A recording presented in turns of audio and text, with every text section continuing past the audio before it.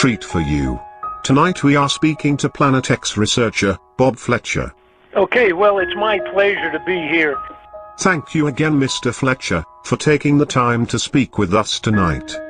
We are sure our listeners are very anxious to hear everything you can tell us about Planet X. Where it is, when it will be here, and maybe, you could just tell us everything you know, about this elusive monster, known as Planet X. That'll take a couple of months, but let's just scrape on the surface today.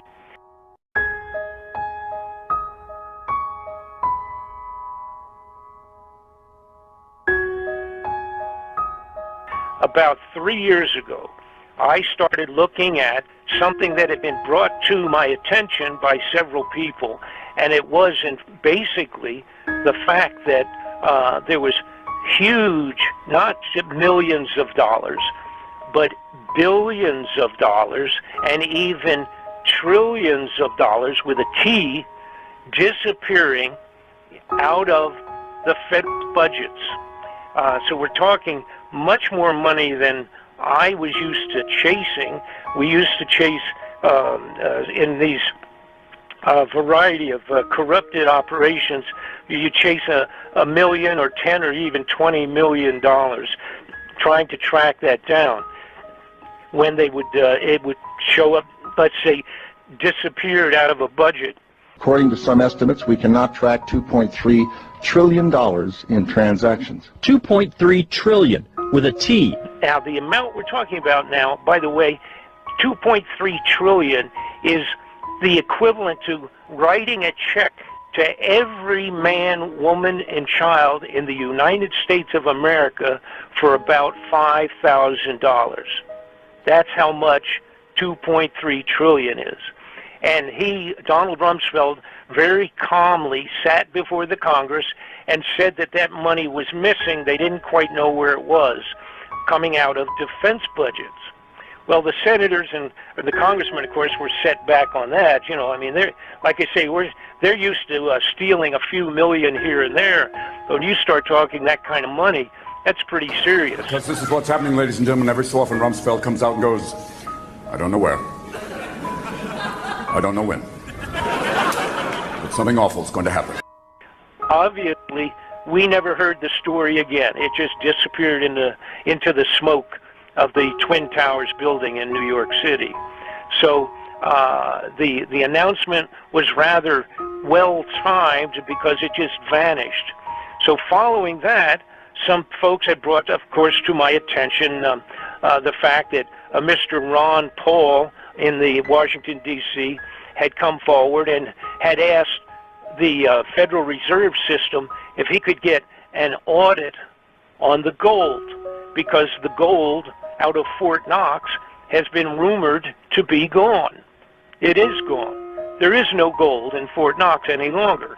And when Ron Paul came forward on the floor of the Congress, the Senate, he asked for have an audit of the gold to make sure that it was all still there, and they told him to simply go away. You get nothing. You lose.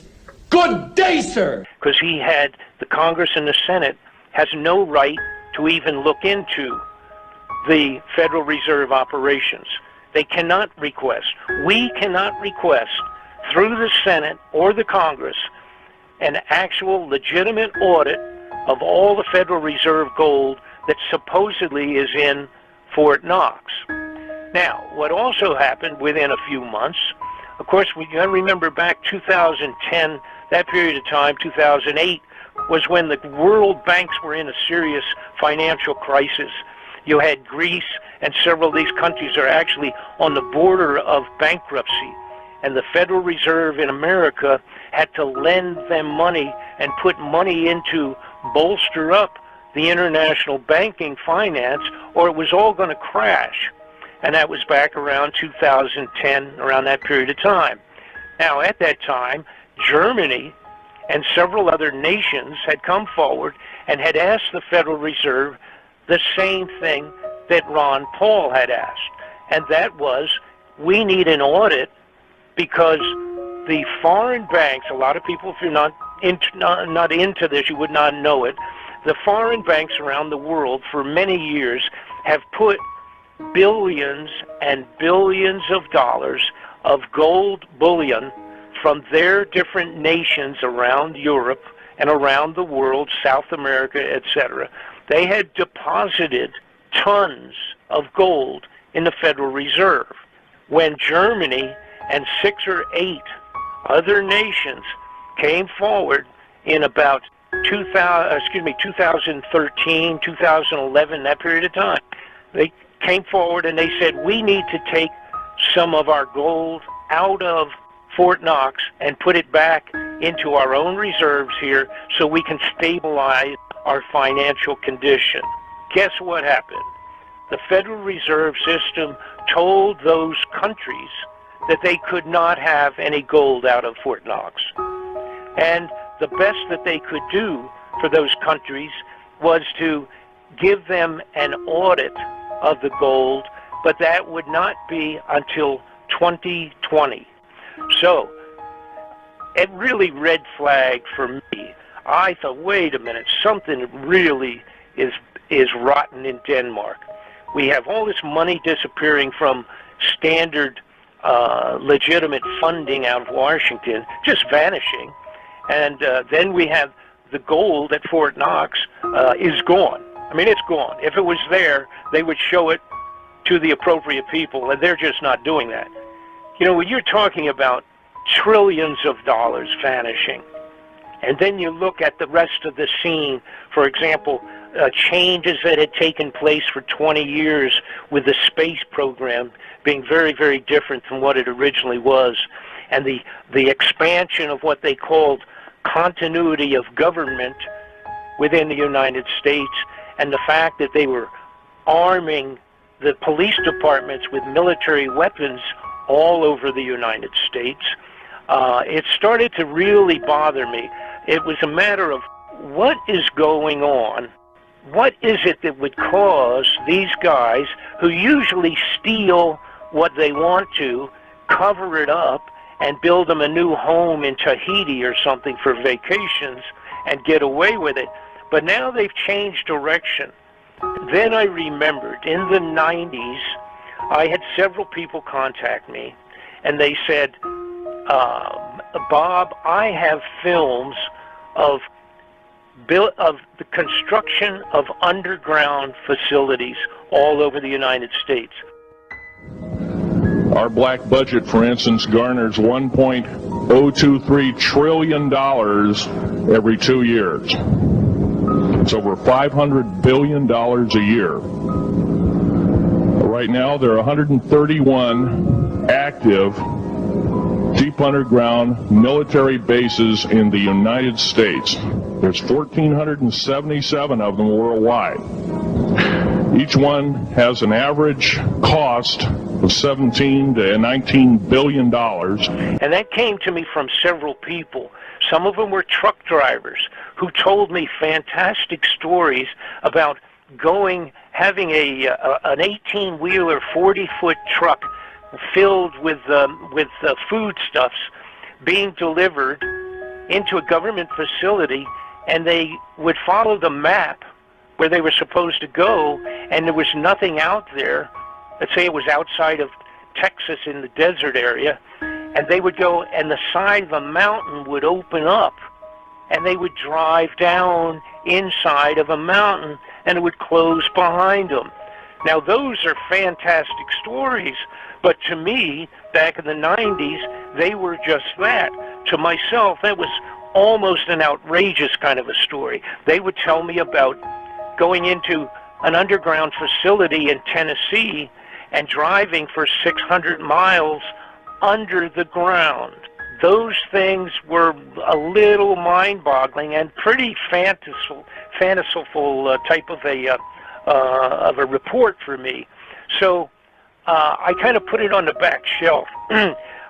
These people sent me pictures, and they sent me what were VHS videos at that time, but I didn't know what to make of them. It didn't mean anything, so I sort of put it on the side burner, so to speak, the back burner. But again, now this is about 3 years ago, I finally I started putting all of the dots to connected all of the dots. And what had taken place in approximately 83, apparently with the launching of a new infrared telescope being put way out in the far reaches of the solar system. Apparently, Planet X, or the planet called Nibiru, which is mentioned in all the biblical writings, it's mentioned in all Bibles and scriptures from many foreign nations. It's mentioned in historic writings of the Chinese emperor 2,000 years ago. It's written on the side of the walls of temples that were 4,000 years old. There was a study done a while back of the clay tablets that were from Sumeria that had been completely broken down and analyzed by a man named Sitchin, S-I-T-C-H-I-N, and he had deciphered clay tablets. There's 25,000 of these tablets. They actually went back 4,000 years, and they described Nibiru, the planet X, and its relationship to coming back like Halley's Comet, coming back and going around the sun every once in a while, and then going way back out again in orbit, way out past Pluto, and coming back again in a couple thousand years. And this coincided with the biblical talk. It was called wormwood in the Bible, and it's described in, like I said, a whole multiple of biblical scriptures of sorts, coming from around the globe, 2,000, 1,000 years ago, 2,000 years ago, 4,000 years ago, in the case of the Sumerian clay tablets. So what they described is Nibiru being a planet in a huge elliptical orbit, similar to that. Like I say, I compare it to Halley's Comet that comes by every 75 years. There's another comet that we recently discovered that came around in 1997. That was called the Hale-Bopp Comet. It is similar to Halley's Comet, except that the orbit that the Hale-Bopp Comet is in has been calculated to be 4,200 years. Now that's 600 to 800 years longer than the proposed orbit of Nibiru, or Planet X. So originally I thought, wow, you talk about 3,000 year, 3,600 year orbit of a planet. That's really amazingly large. I thought almost that was ridiculous. But once I realized and got into it and found out that we did have the Hale-Bopp Comet of 4,000 years, well, then that took my excuse, looking like it was a crazy number, that just erased that. So I started studying the people that really have been into studying the planet X or Nibiru for many, many lifetimes, or a long time, or following up on other people's studies. And there's several people that have spent their entire last 30 or 40 years just studying the astronomical potential of Planet X. Now, and get back to where I was, in 1983, apparently it was discovered sufficiently that scientific people at a very high level came into President Reagan and George Bush, the vice president, and said, we got a problem. It looks like now we found Planet X that's been talked about, like you mentioned earlier at the beginning. It's been talked about at least, and written about, of course, going way back, but been in modern times, in 1960 and 50, there was writings about it in Life magazine and Reader's Digest and Lookton magazine, all the major media of that time in the 50s and the 60s. But apparently around 83, Ronald Reagan and his people were told that this is on its way back in and that it had been discovered, and now what are we going to do? All right, so at that point it changed everything in Washington. And what you had now was this handful of large numbers of, I'm going to refer to them all as, excuse me, criminal, corrupted persons out of government, and they decided that what we have to do, obviously, is if this thing's coming back, we've got to expand underground facilities that are going to hold enough people so that our families and our immediate, most important, wealthy people of the United States are going to have a place to hide. They called it continuity of government, and they built 103 of these underground facilities underground in the United States. When I started investigating, I ended up being able to get plenty of information on them, including most of the locations. Additionally, we have live footage and photographs of the underground facilities. Again, not all of them. Most of them, of course, are secret to above top secret in their classification. I also started looking into it to find out what the status was on other foreign nations, because something of this sort coming back, a biblical event that will devastate the globe, obviously has to be known also to the highest levels of other governments. What I found out is that Russia in 2010 put out a mandate that by 2015 that they would have 5,000 underground facilities prepared for as many people as they could in Russia. I found out they had one large facility. Actually, they have several large, but one of them's big enough to hold as many as 30,000 or 40,000 people underground. I discovered that the European major nations have been also building underground facilities. And then I also discovered, which anybody can look up because it is part of public information in general, you can look up what's called the Seed Vault of Norway or Denmark. They have built a giant international cooperative seed vault, maintains billions of seeds in the to be hidden away. It's underground in the side of a mountain. You can look it up on a computer. Just put International Seed Vault, and you can find it yourself on the computer. This is a storage facility maintaining all of the necessary seeds to reseed the globe, the entire face of the earth, or as much as they want or can, after the complete devastation similar to the original floods of Noah, which is what Nibiru, Planet X, will potentially bring upon the globe when it comes close to the earth.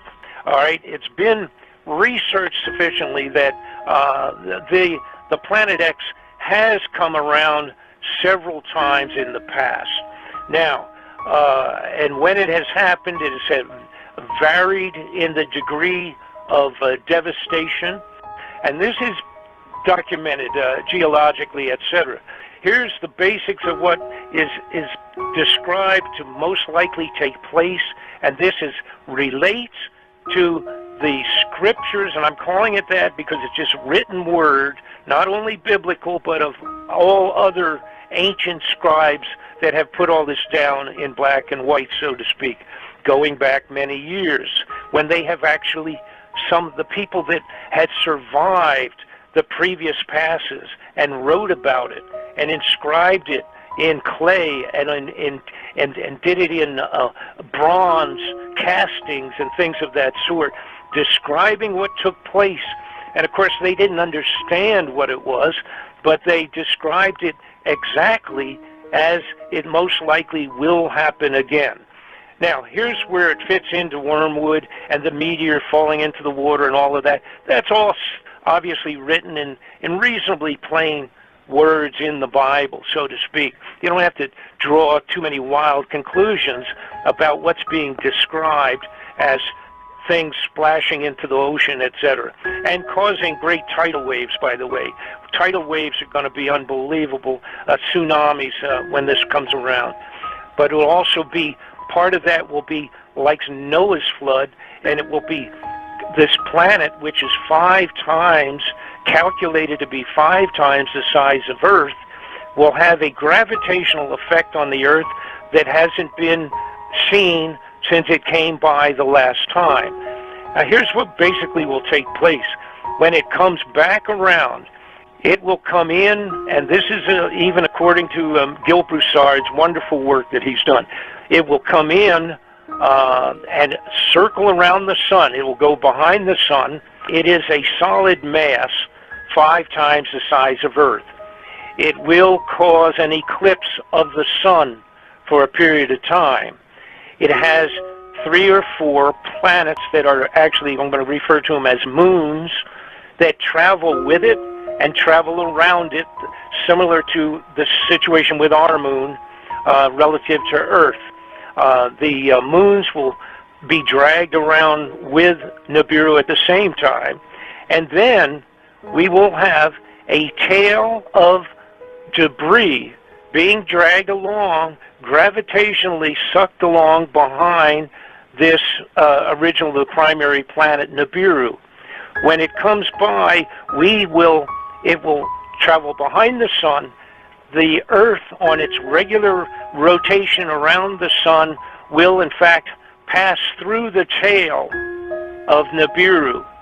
When it does that, you will have the equivalent of the biblical meteorites that fell upon the earth in hail and brimstone. They didn't know how to describe it, but basically we're going to have flaming meteors of different sizes, meteorites, crashing. Actually, we will be crashing through that debris. It will take about an hour travel time to pass through it. Then, bearing in mind now the Nibiru would be ahead of the Earth, going around the sun, and it will take about 155 days for Nibiru to come out the other side and head back towards outer space once again, not to come back for some unknown period of time. Now, there's a debate between 2 or 3 different groups of people that have been studying this, and that's okay, because it doesn't affect the bottom line on this. The debate is whether it comes around in 3,005 or 3,600 years, or if it comes around 350 years, which is closer to the figure that Gil Broussard believes in, doing his studies. And he has very good information to back that potentially up in terms of the numbers of years. All right, so here's what I'm saying, where it doesn't make any difference to you and I. If this comes around in our lifetime, then we're talking, it doesn't make any difference if it's been out for 3,000 years or if it has come around 10 times 300, which would be 3,000 years, and coming around 10 times since that same period of time. So in other words, it doesn't make any difference if it's 3,000 or if it's coming around every 300 and 350 years. It does not make any difference, because if it comes during our lifetime, we're the ones who will have to face whatever it will bring with it. And the meteorites, those things where the biblical students talk about that being what is written of in the wormwood, I believe what it is in reality, it is Nibiru itself is the wormwood, and all of the debris that will hit Earth when we go through the tail of that thing. Actually, we will plunge through the tail, and it will take whatever. I think it's about 1 hour going through the tail itself. It's actually mathematically been analyzed. That will bring with it, you see, that will bring with it a multitude of meteors, etc. And I must say this, we already have an increase and a multitude of effects today from Nibiru. Now, when we talk about the effects of Nibiru, it's the problem is going to be it's a multitude of effects on the Earth. You know, unless you really get into studying the planets, etc., and become astronomically educated, which I don't pretend to be. I'm the messenger relative to that information put together by 1,000 astronomers and scientists over a couple thousand years. The amount of information that has been generated from many, many people studying this brings it down to where we can do a rough calculation as to when Nibiru may pass through close by once again.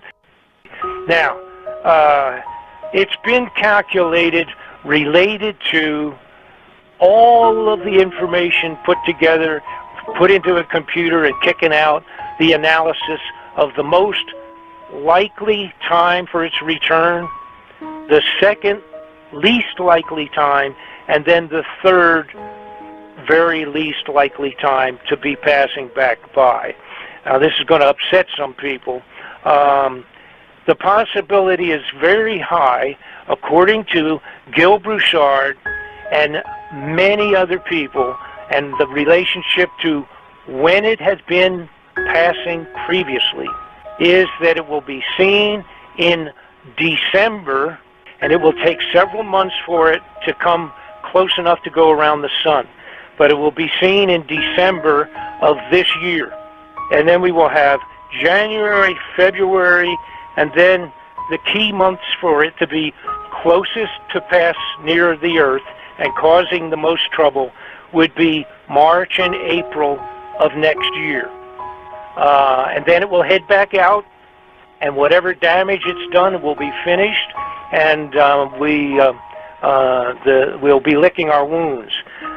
If it is not seen, and what I'm talking about seen is where it's up there and it looks like a new star up there in the sky coming inward, it will be getting bigger every month, every week, a little bit bigger. It will look like a single star originally, even though there's probably a couple of moons going around with it and a lot of space junk. It'll be seen in December. It'll get bigger in January, February, and then March and April, make its journey around the sun and back out. The journey around the sun and back out is probably 155 days.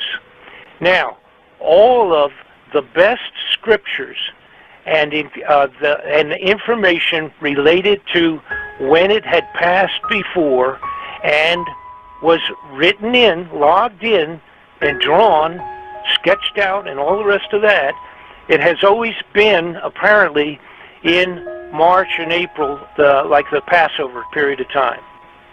All right. If in fact we don't see it this December, and with it coming in, then we probably have a complete year to wait for it to come. If it still has not arrived in that second year from today, if it's still not on its way in, then we would be into 3 years of March. Okay, in other words, March or April, 3 years from now. But the consensus is that it's very likely to be seen this December and to pass in the March of April of next year. All right. Now, it's not my estimate. That's the estimate of other people that are I consider to be the experts. Now, here's something else that's very important. This is where the politics fits into this thing. The people that are keeping this secret from us, all right? A lot of people say, when will they tell us this is coming?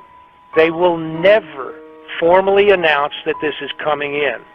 If the leaders of any of the major nations came out and told the world that this thing is going to be coming in 5 months or 2 months or 6 months, that this thing was going to be coming by, it would be the end of all things. The financing would be, the entire globe would go into riots.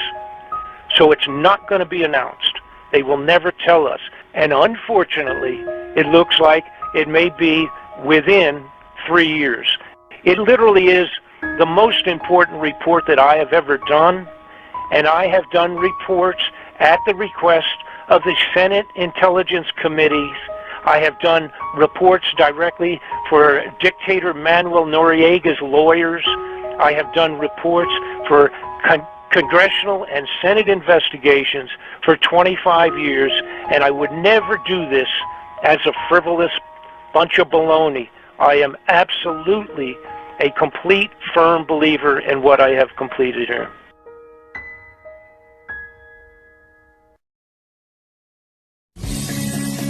These are the WTF Files.